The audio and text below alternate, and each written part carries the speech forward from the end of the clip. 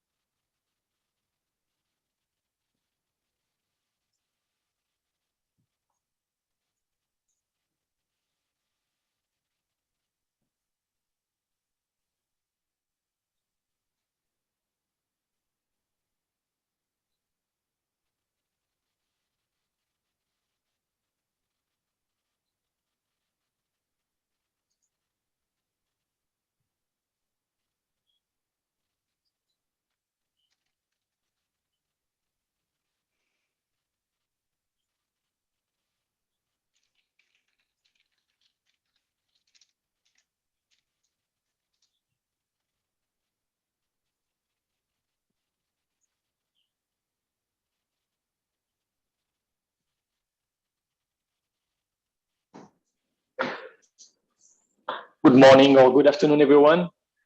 Thanks for joining. The webinar will start in about 3 minutes. So we are just going to wait a little bit to leave time for all participants to join. Thanks again for being here.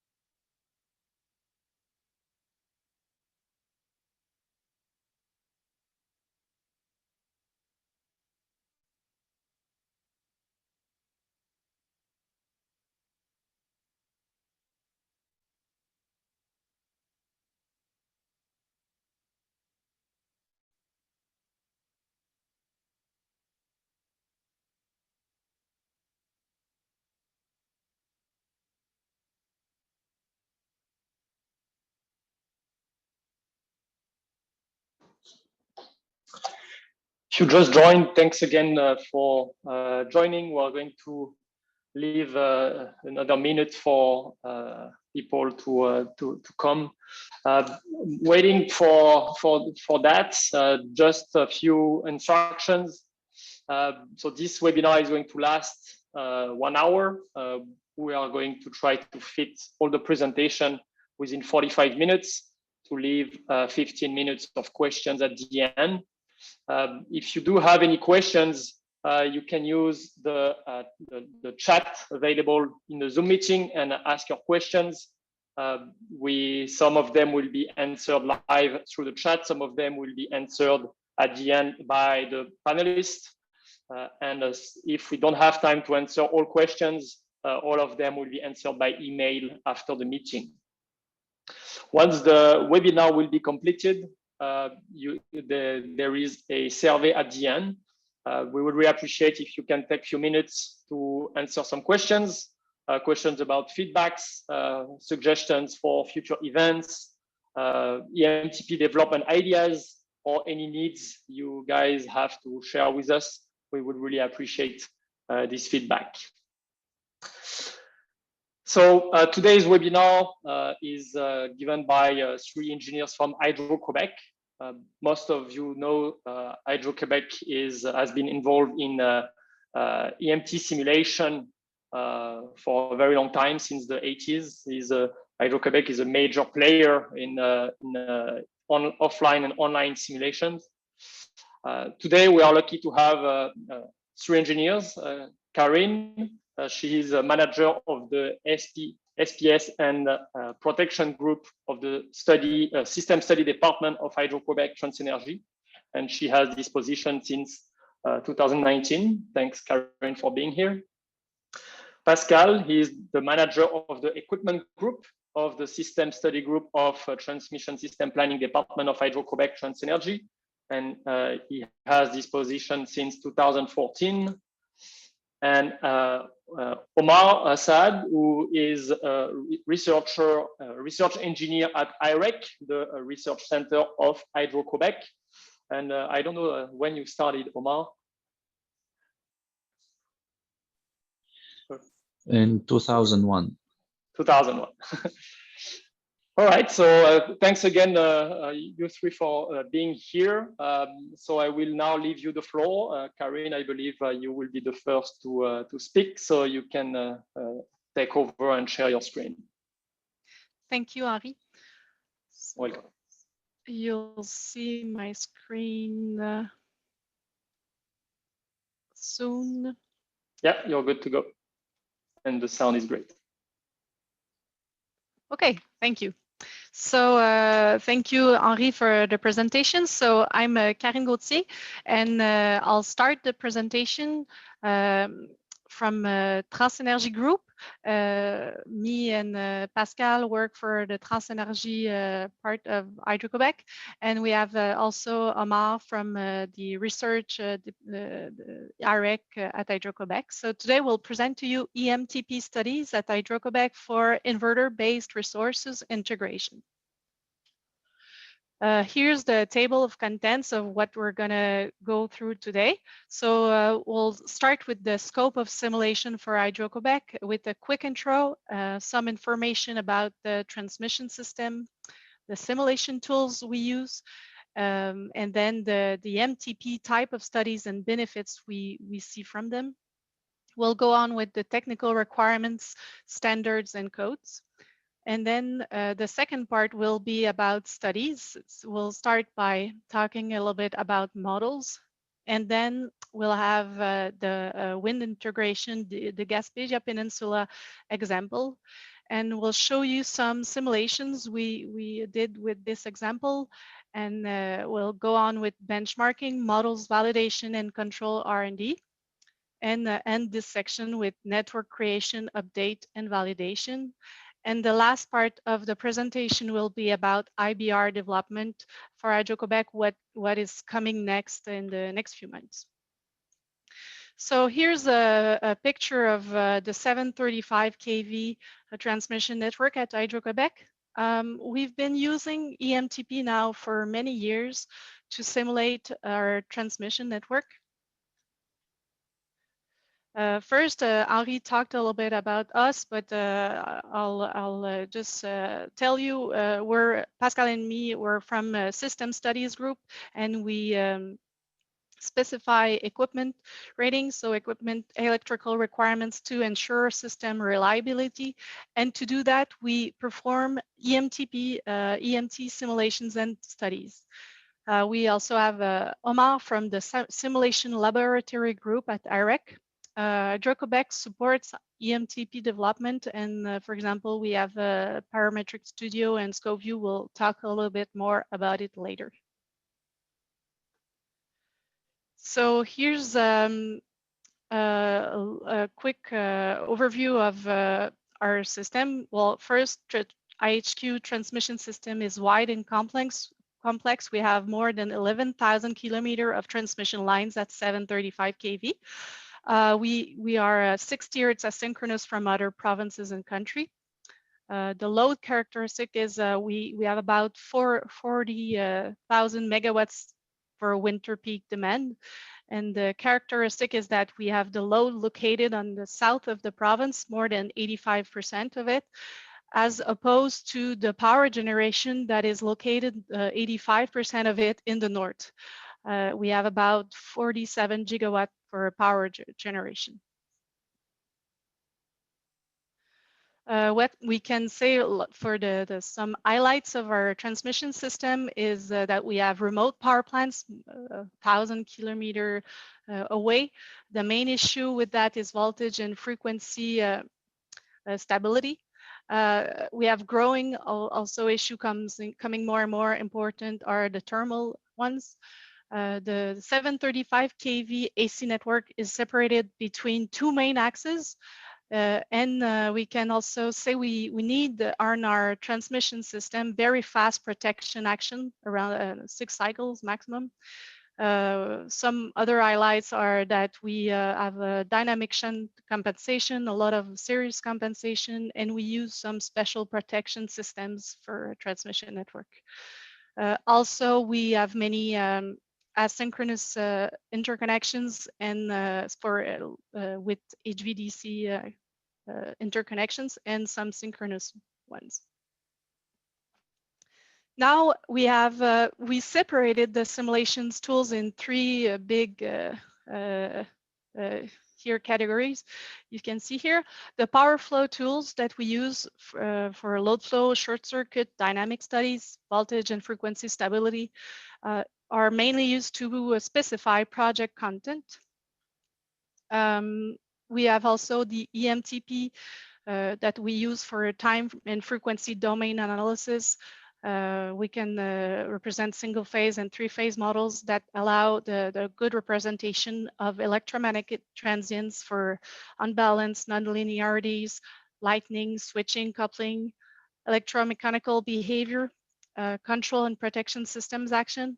And we perform also batch simulation with the Parametric Studio. And this is mainly to specify apparatus, SPS, and protection requirements. The last category of simulation tools we use is real-time EMT simulation for hardware in a loop scheme and replicas. For example, have SVC, HVDC replicas that we simulate with real-time EMT simulation. And we also use for testing, commissioning, and troubleshooting. So EMTP studies, as I told you, are complementary to PSS or stability studies to evaluate voltage transients, nonlinearities, such as this figure show you, ferroresonance example. We represent power transformations, saturation surge arresters, and also we do frequency deviations and power quality with an example here of a simulation we do with the EMTP. Now more in details, some studies we perform with EMTP are short circuit, series compensation, insulation coordination, SPS and protection, wide area automatism, power quality study, power electronic behavior, also network recovery after we have a blackout. We also use EMTP studies to when we integrate power generation and for the technical requirements for the connection of customer facilities. The benefits we see from doing all these EMTP studies are mainly to evaluate and specify equipment for SPS, for protection, for private, the integration of power generation, as well as industrial customer performance requirements. And the goal is always to achieve appropriate and expected transmission system behavior. Then I'm going to talk a little bit about the technical requirements, the standards and codes that we use. We require from equipment suppliers EMTP models for our study needs for all turnkey projects such as HVDC and SVC, and also for the private generation owner, wind power and batteries. And these models allow us to evaluate the impacts and the compliance of equipment's performance with the EMTP simulations we do, always representing both the new equipment and the transmission system and trying to see the interaction and the performance of the new equipment.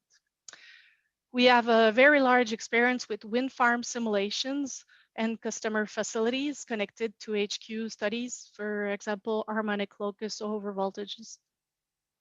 EMTP simulations may also be used by promoters for LVRT, OVRT, and protection studies, transformer and energization, for example. Now we'll go on with the second section with the studies that we perform and some examples we did with the Gaspi Peninsula that we did a couple of years ago. The models are really important for our studies. The precision and reliability of the simulation results depends on data, modeling, accuracy, and validation. We must use the right models in regards of what we're studying, either short circuit, SPS, protection, power quality. So for the lines, for example, we might use the constant parameter models or the frequency dependent or the PI model. For the transformers, we represent saturation. We might represent hysteresis, homopolar impedance. And then with the power plants, we need to represent the controls, the detailed controls, and it really impacts the simulation. So there's also the load. So we may use dynamic or static model or motors, and this is really behind the study is the choosing the good models and the right ones. So now I'm gonna let Pascal, my colleague, talk to you about the Gaspi Peninsula examples. So you can take over, Pascal, the screen. Thank you, Karen. Can you confirm that you see my screen?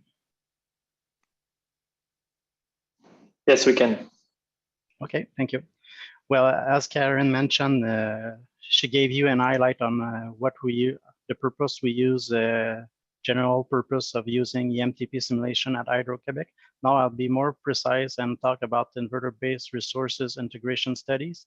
In our case, we did perform some wind integration EMTP study for the Gaspi Peninsula. This is a subnetwork that is situated down southeastern part of the province, shown in the blue circle right here on this figure.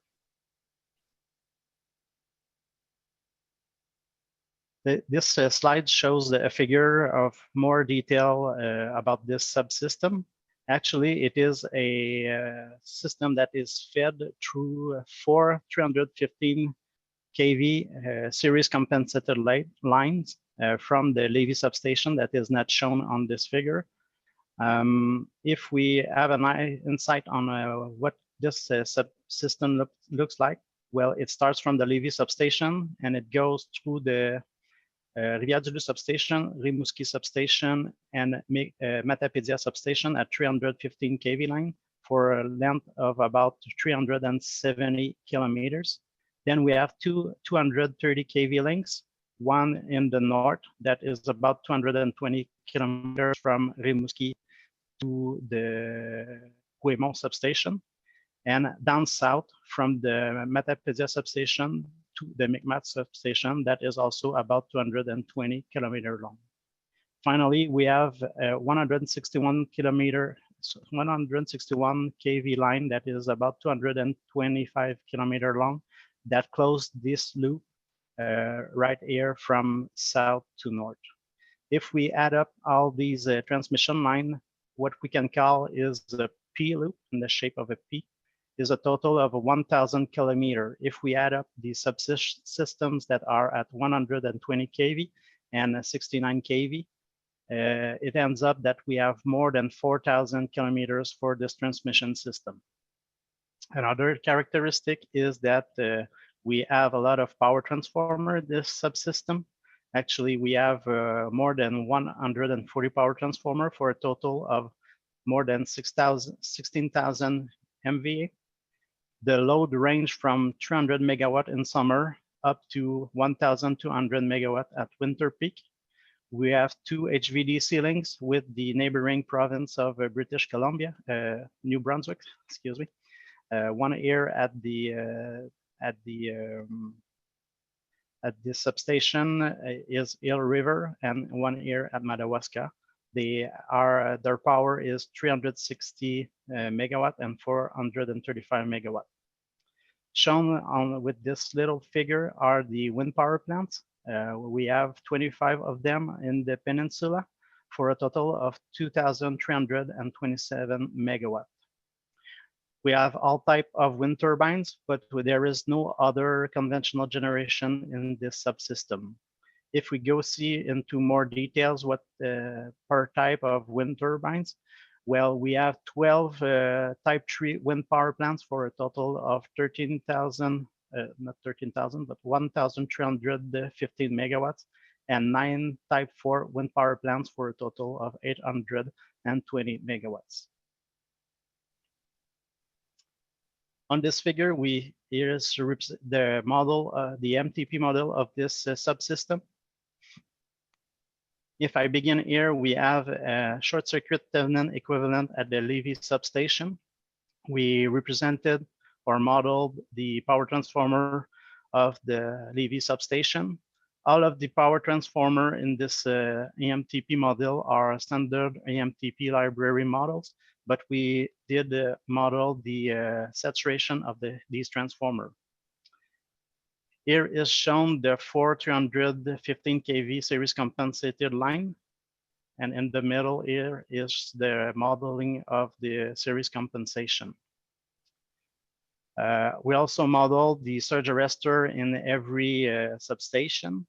In this subsystem, we have over 400 megavar of shunt reactor and shunt capacitor. We have 4 synchronous condensers that are modeled, 2 here at the Eel River HVDC link that have the power of 110 megavar each, 2 synchronous condenser of 45 megavar at the Copper Mountain substation. We modeled the transmission line with this CP model. We performed some preliminary studies to see the behavior of the system and the phenomena that we're looking at. And we found out that the frequency dependent was not required, since the harmonic content was well below the 10th harmonic for the phenomena we were studying. Finally, and most important, we have the representation of the wind power plants. Actually, we modeled an equivalent of these wind power plant with only 1 collector system and 1 big wind turbine equivalent. Since, as I mentioned previously, harmonic studies or behavior or high frequency content was not any issue with the study we were performing. This was suitable, but if more precision were required for harmonic behavior, we would have to add some more collector system and wind turbine, as our colleague from IREQ showed in some publication that at least 4 collector system and wind turbine equivalent are required to begin to have proper representation of the harmonic behavior of the wind turbines.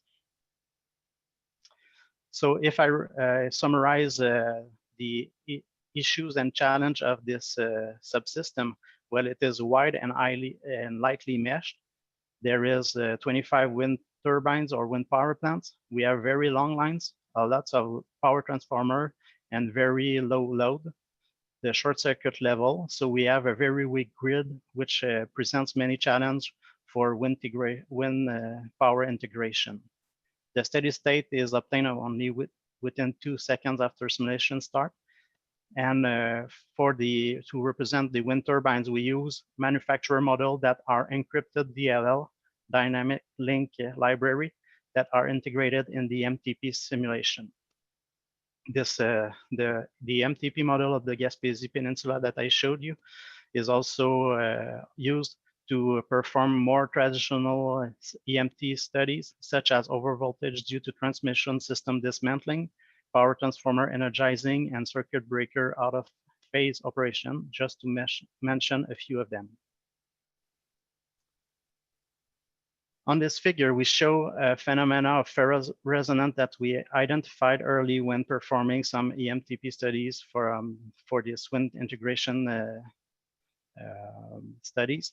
So on the upper side here, we see that if we do have a three-phase fault on the peninsula side of the series compensation, we have harmonic overvoltages that are undamped, that are maintained for as long as there's no action taken to damp this resonance. This ferroresonance does not, if we have some measurement on the grid side or the Levy substation side, we see that this overvoltage or this ferroresonance doesn't appear. The same way, if we perform the three-phase fault on the grid side or the grid side of the series compensation, we see that we have few peaks of overvoltage, but we're not seeing any ferroresonance on either side of the series compensation. So we did perform many contingencies to be sure to have a good overview of what were the situation that we could lead to ferroresonance. And on this figure, we can see that when we studied different kind of fault, we can see that for phase to ground fault, there was few peaks, harmonic peaks over voltage, but they're damped within 100 or 150 milliseconds compared to the three-phase fault, which is an undamped over voltage. From this study, we had to deploy some solution on the system to avoid these overvoltage that could damage or that could lead to improper behavior of the system or the wind turbines. So we did add some inductive voltage transformer for proper measurement of subsynchronous currents and harmonic voltage. We also installed a new peak detector relay. And also, and most important, we've added some rapid bypass on series compensation. Actually, it is shown here on the figure that if we bypass one series capacitors 20 milliseconds after recovering the voltage, well, the harmonic overvoltage is rapidly damped within 100 or 150 milliseconds. For redundancy reason, we did install rapid bypass on 2 of the series capacitors to have a backup solution if one of the bypass is unavailable. Finally, we also performed some joint subsynchronous control interaction studies with a generation owner or manufacturer, which led them to, in some cases, add some damping in the controls strategies of their wind turbines. Now I will let my colleague Omar take the lead. He's going to talk, and we're both going to talk about benchmarking, model validation, and control R&D. Thank you, Pascal. Can you show my screen? Okay. Yes. Okay. As Pascal introduced the Gaspi Peninsula study, it was a good opportunity for research to develop around EBR development. And at the beginning, the data available from manufacturer was very limited. So this has initiated the development of generic type of wind turbine at IREQ. We have 4 type of wind generator present at the Gaspi Peninsula. So the type 1 is was modeled using a simple square cage induction generator with constant speed, and the power factor at the grid side, it was controlled via a shunt capacitors and maintained around 1. The type 2, it's wind. The energy from the wind is captured through an induction generator wind rotor machine, and the control is for the active power is done through the pitch, or by controlling the pitch of the rotor of the machine via a variable resistor, and the power factor correction is done through a capacitor bank switch on and off shunt capacitor bank switch. Type 3, it's or what we call a DFIG commonly. It's again using the wind rotor induction generator in order to transfer the wind to electrical power. And we have two converters. You have the grid side converter and the rotor side converter. The grid side converter will control the DC voltage at the capacitor, and the rotor side converter will control the speed of the generator and the reactive power at the grid side. The type 4, or what we call full converter, the power is generated using a synchronous generator, and we have two converters again. We have the grid side converter and the rotor the machines converter. The grid side converter will control the machine speed, and it will control the reactive power. And in order to maintain the DC voltage at the DC bus, we have a boost converter. One more data was available, and we established a relationship with the manufacturer through the DLL, EMTP DLL capacity by providing an API to the development of the model. Those model was integrated in the study as Pascal showed. So the development cycle of those models at initial state, that wind generators model are developed using MATLAB SPS. SPS SimPower system is developed at IREQ, and it's integrated in the environment of MATLAB. This provided an excellent environment for rapid development using the control of MATLAB and the ability of SPS to simulate the network. And MATLAB provide also the ability to generate the C code of the model using Simulink Coder. And we developed some expertise in using the EMTP DLL capacity, and this now is available through the Simulink DLL interface toolbox to integrate the models in EMTP. Those models are also integrated in our real-time simulator HyperSim through a user model. So, but in this modeling, the wind generator is modeled as a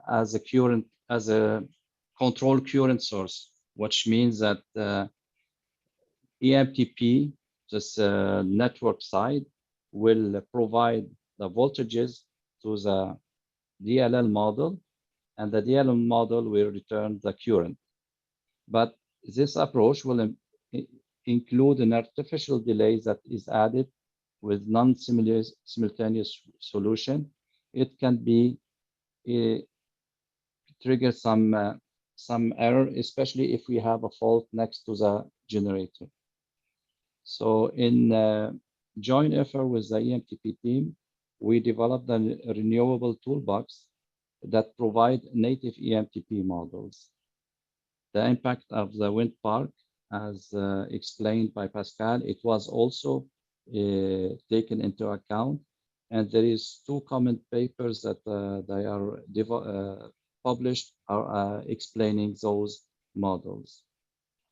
So in this next slide is really the control system for type 3 and type 4 that implemented in EMTP, native EMTP, and available in the renewable toolbox. So basically it's a vector control system. It gives the ability to control the reactive and active power. And it has ability to include the fault ride through limitation. Both control are similar, and we have outer controls that it will allow to measure the DQ, to have the reference, and the slower control. And the inner control is the fast control that it allow to take the AC signal and synthesize it in order to control the switching of the EGBT inside the converters. We can see that the grid side converter, it will control the VDC, and in the type 4 example, we will control also the positive sequence voltage, so the reactive power at the side of the converter, and then the machine side will control the torque of the machine and through torques of the machine, and on the type 3, we will be able to control the power of the machine through the rotor side converter.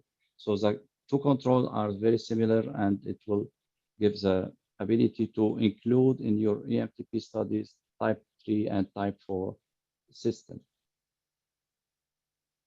Now, the validation is not only that to validate the control system of itself, but it's really the impact of the integration of those models on the system studies that Pascal went through. So it was really the goal to validate is to study the impact of the IBR on the local protection system, the overvoltage, the load shedding, the ferroresonance, and the system separation and load shedding. The Gaspi study benchmarked with different events. We was lucky that during the project, several events happened on the peninsula, on the real network that was able to validate our model. This events was able to validate our generic type, but we also go through validation of the manufactured DLL models. Then that's what Pascal I will explain to you. Back to you, Pascal. Yes, thank you, Omar. So as Omar mentioned, model validation is an important step to have good confidence on with this model. I'm going to show you 2 ways that we perform some model validation. In this case, we did validate type 3 wind turbine model by installing measurement and in 1 wind power plant. Measurement were installed at different places in the wind power plant. So at the terminals of the wind turbine, at the feeder, and at the point of common coupling. In the right-hand side of the figure, we showed the comparison between field measurement and the model simulation. How did we compare is that we recorded on the system different system events like short circuit, and we simulate these events with the MTP model that we showed previously, and compare the field measurement against the simulation result. So on this figure, we show that there is pretty good agreement between the field measurement and the simulation for active power, reactive power, the voltage and the positive and negative sequence of the current compared at the point of common coupling. A similar type of validation was performed for type 4 wind turbine, but in this case, we used a test container and installed it at the base of a real wind turbine that was installed in our system. And this test container was able to emulate some fault at the wind turbine terminals. In this case, we compared a generic type 4 model with the real type 4 behavior. On the upper figure, we can see the comparison between field measurement and the simulation for phase to ground fault, but for 2 fault right through mode of operation of the wind turbine. And down here is the same comparison for the 2 fault right through mode of operation, but for 3-phase fault at the terminal of the wind turbine. So as we can see, there is a good agreement for this generic model between the real wind turbine. So what we can say is that generic models are very useful to have preliminary insight of the behavior and impacts on a system, but still the best is to have the manufacturer model to have the behavior that is mostly the most reliable to the real behavior of the wind turbine. We also collaborate with the wind turbine manufacturer to develop new features. Actually, some other grid codes required some temporary injection of negative sequence current during fault. Well, we pushed this idea further and asked for a continuous injection of negative sequence current. What is that for? Well, actually, here is the figure. In one case, we have a 75 kilometer long, 100 at 120 kV. This line is untransposed. If we do consider the load, the wind turbine operation, and the grid voltage on balance, we would exceed the 2% limit on our grid. So with this new feature that the type 4 wind turbine that can inject some negative sequence current continuously, well, it's a cost-effective solution compared to have to install some new structure to transpose this transmission line to limit the voltage on balance. So this is a new, very interesting feature for, in our case, where we have long lines that integrate the wind turbines or the wind power plants very far from the grid. We also collaborated with the manufacturer or generation owner to perform some subsynchronous control interaction analysis and loss of stability. As it is known that subsynchronous interaction between the series compensation and the doubly fed type 3 wind turbine, the interaction can lead to some problem of or misoperation. Well, it involves some control and phase lock loop instability. So to perform the study, EMTP detailed manufacturer model are required.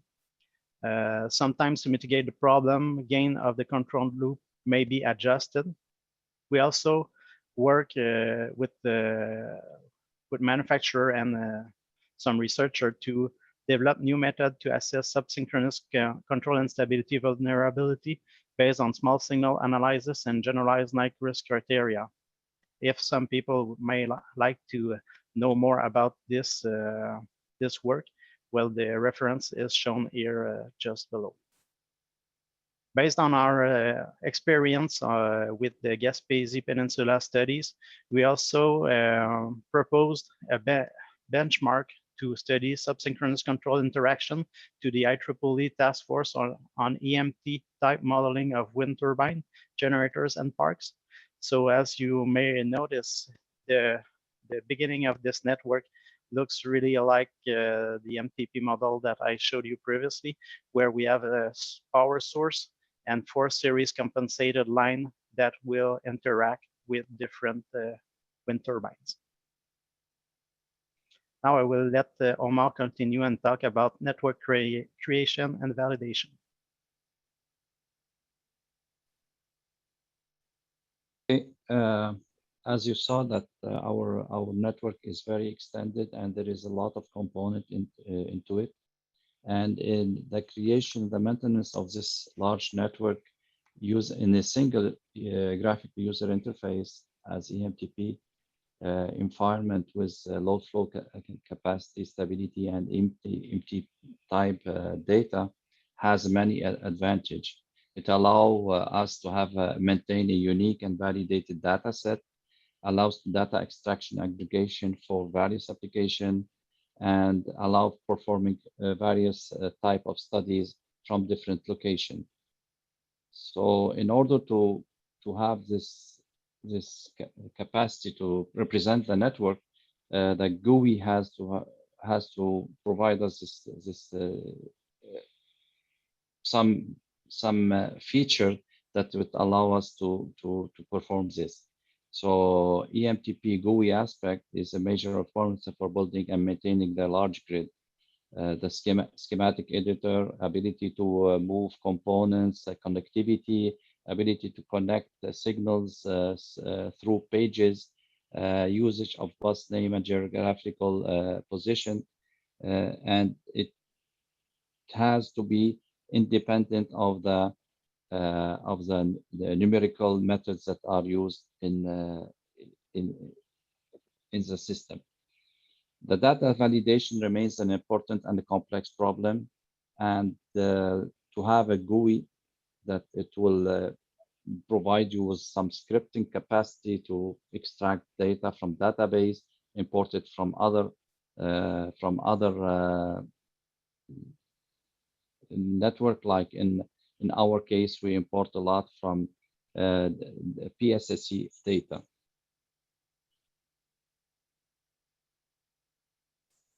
Two major EMTP networks are prepared and updated at Hydro-Quebec. We have the extra large network, that's the complete Hydro-Quebec case grid that goes from 735 kV up to 25 kV, including all the transmission lines.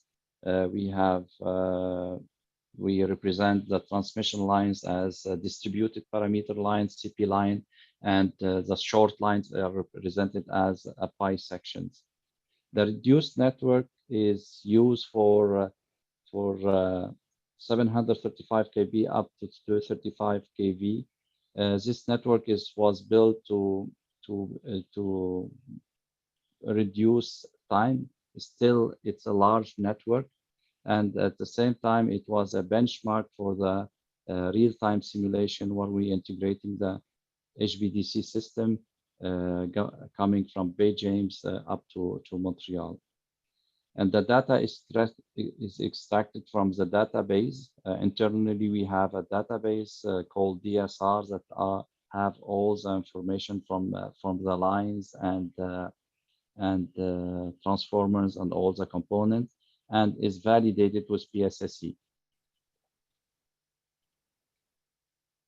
In order to assess validity or the health of the build network, several initial tests were performed in order to validate the maintain Hydro-Quebec network.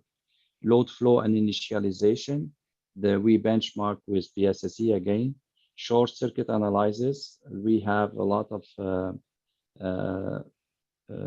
series compensated line that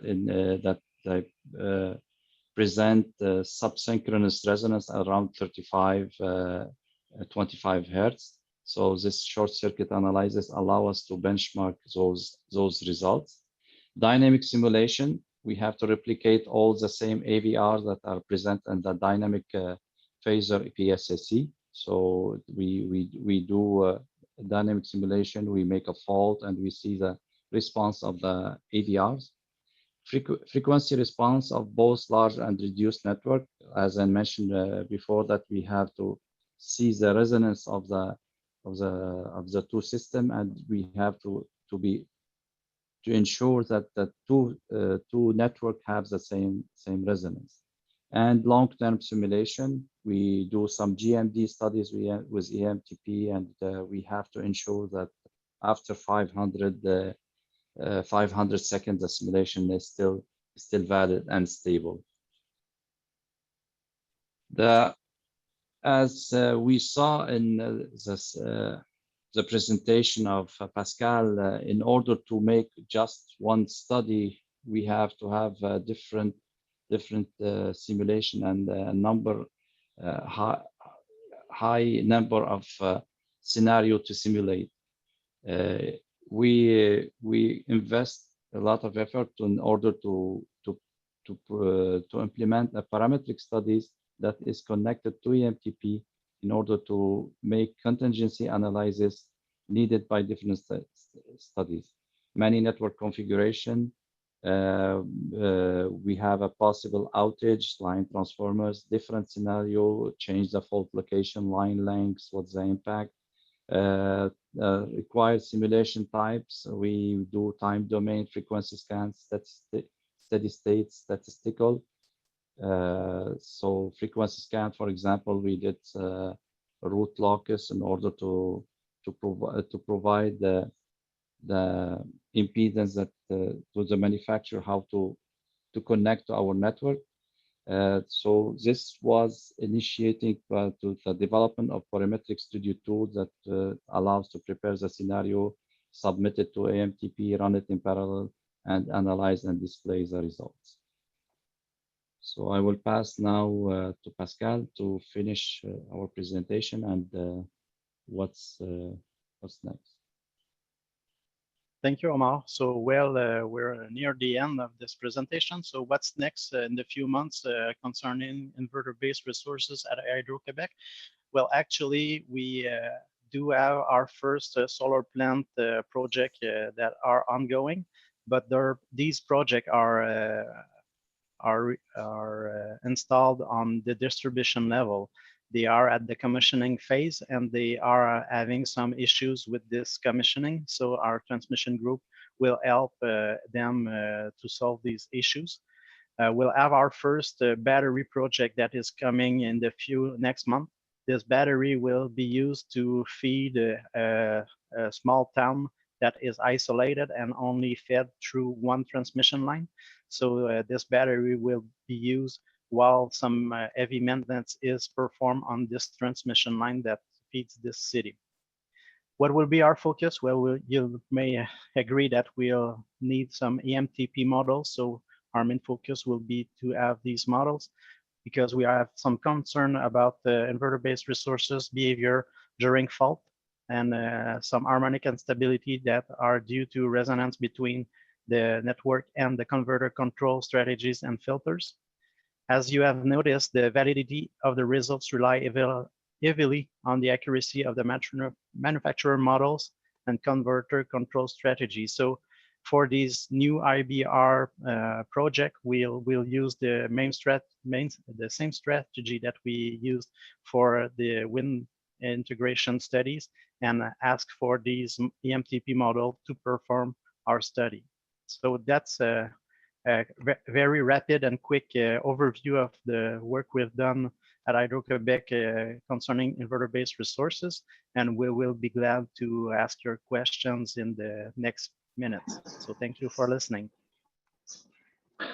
Thank you, Pascal. Thank you, Karen and Omar as well. Well, judging by the number of questions, I believe people really enjoyed this webinar. So I will ask you guys some questions if we can try to answer as fast as we can, because we probably won't have time to cover all questions. So let's try to answer the most possible. So first question, how long did it take to have a complete model, complete EMTP model of the Hydro-Quebec system? Actually, it's been a work of many years because The wind integration has been performed in many phases, but we began these studies somewhere near the year 2008 and continued this study for many years. But most of the conclusion took about 4 to 5 years to come to solutions that are deployed on the transmission system. Thank you. Were all manufacturers able to provide EMTP models? Not at first, but I think it took maybe a couple of years to get you know, the manufacturers to provide us those models, but we do ask the models in our specifications at the beginning of the project, and we insist on getting the models because it is required and it is important for us, our studies. And also there is more and more utilities that are asking for these MTP models, so they are more able to provide them right now. Right, you guys were kind of the first really in the industry, with some other couple utilities asking those models, but nowadays the trend is it's almost part of the process. Can you guys share some information on model size, bus nodes, inverters, computation requirements, simulation times, etc.? Right now, it's maybe difficult, but we can take this one offline and answer it writtenly. Yeah, I can give for the large networks that we update regularly with the system.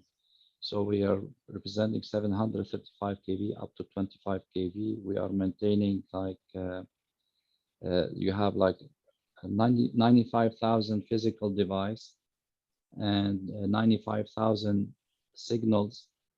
You have 1,295 transmission lines, 2,100 transformers, 916 load, 11 SVC, 9 HVDC, 32 series capacitor, 213 nonlinear inductance, and 349 synchronous machine.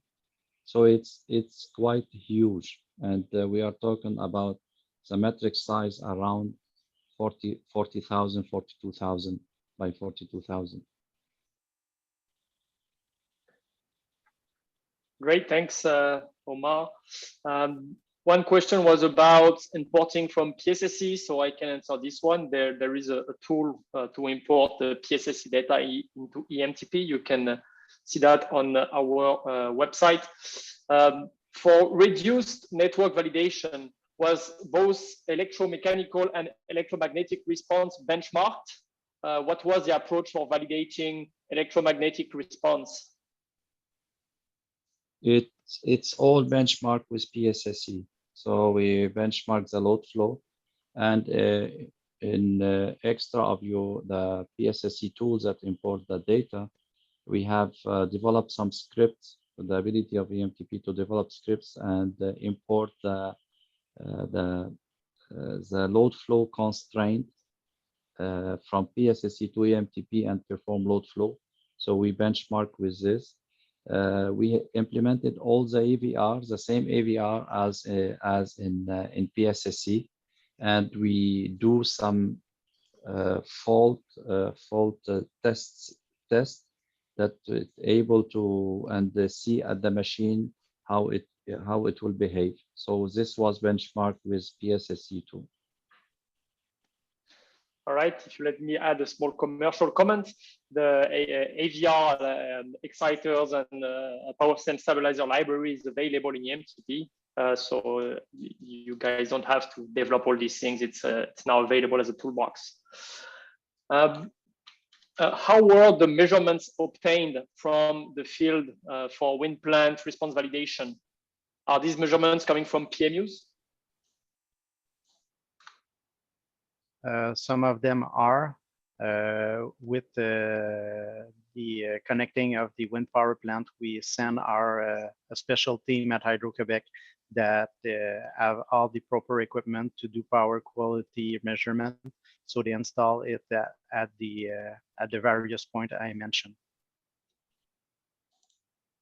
Thank you, Pascal. How did you guys get the saturation data for transformers?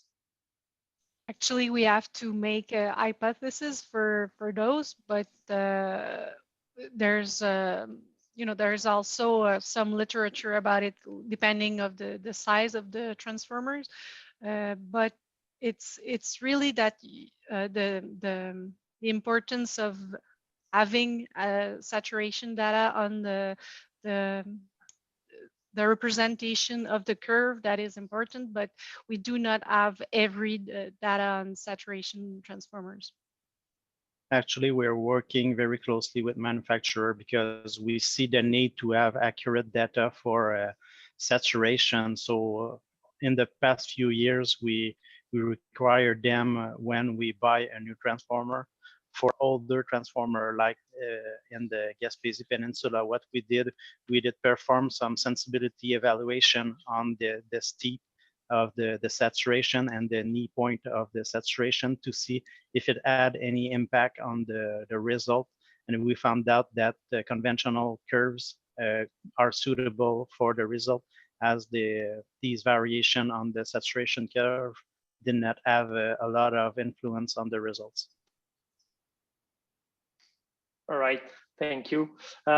Is constant parameter line models adequate for resonance studies? Considering that, as I mentioned, the harmonic content was not high level and it was basically a subsynchronous resonance, we didn't need to go to up to a frequency dependent model. But if higher frequency would have been seen, we would use a frequency model or a wideband model for the purpose. Thank you. Yeah, that's a great answer. When using a single wind turbine generator equivalent, does the length model provide any stochastic behavior? For example, the reflect that in reality that not all turbines will be exposed to the same phenomena at the same time, therefore having not the same way for every turbine. Is that even an important consideration? It's a little bit of a long question. I guess the question is about the validity of the aggregated model versus a detailed model where each wind turbine will have different wind, for example. Yeah, well, having a very detailed wind power plant it makes the simulation harder. And for the purpose of our simulation, having many wind power plants, it would very be difficult to have this kind of detailed representation. But as I mentioned, to have a more precise behavior, you can have an equivalent that is more detailed than what we use. That is having at least 4 collector system and 4 wind turbines. Therefore, you have a more variability of the behavior of each collector system and the wind power plant itself. So that's a possibility for 25 wind power plants, which both have sometimes from 50 to 100 wind turbines. It's kind of difficult in one EMTP simulation. Right, and that's something actually we see from other TSOs as well when they require a semi-aggregated model. It's also always possible to validate that by comparing a fully detailed park model and an aggregated model, of course. Why the steady state? Sorry, someone had something to add? Yeah, well, just to mention that the validation that I've shown was the semi model. So it was not a detailed model, but it was the equivalent simplified with the 4 collector system and wind turbines. Thank you, Pascal. Well, anytime I ask a question, 2 new questions pops up. So unfortunately, I will ask one more, but then we'll have to stop and we will answer all questions individually by emails. Why the steady state can be obtained only after 2 seconds? Well, it's because of the usually it's long because we have with the DLL type of models, it takes a little longer to start and stabilize the simulation. But once we get to the system stabilized, we can begin our simulations. Actually, there is a good initialization of the model, so that's mainly why we are able to get to steady state very fast. 2 seconds is fast. Yeah, yeah, exactly. And well, also nowadays, from my personal experience, we help manufacturers to build their model. And actually, if we have manufacturers on the line, you guys can get in touch with us because it's a service that we often offer for free. It's improving a lot compared to manufacturers' model we got even like 2, 3, or 4 years ago. And nowadays, most manufacturers have initialization features. In EMTP, we have the chance to have a load flow to initialize, and so they can use these load flow results to initialize their models. And we find it not so difficult to have this delay because we actually do parametric simulations. So we have a lot of simulations usually at the same time. So it's not that big of an issue. Right, because actually it was a question, maybe since we started, we can finish to answer it. You guys are running on servers as well, right? To have to run parametric studies in parallel. Yes, you're right. Yeah, that's right. And you can run it on your personal machine too. Since all machines have 12 cores now, you can run it too. All right. Well, Karine, Pascal, and Omar, thanks again for this great webinar. It seems people really appreciated it, seeing the number of questions. Again, please, before leaving the webinar, actually, as soon as you will quit the webinar, you will receive a survey with ideas for new development, some feedbacks on the presentation and new needs you guys may have. So if you can please take 2 minutes to answer them, it will be really appreciated.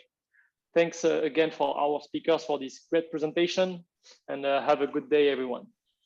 Bye-bye. You're welcome. Bye.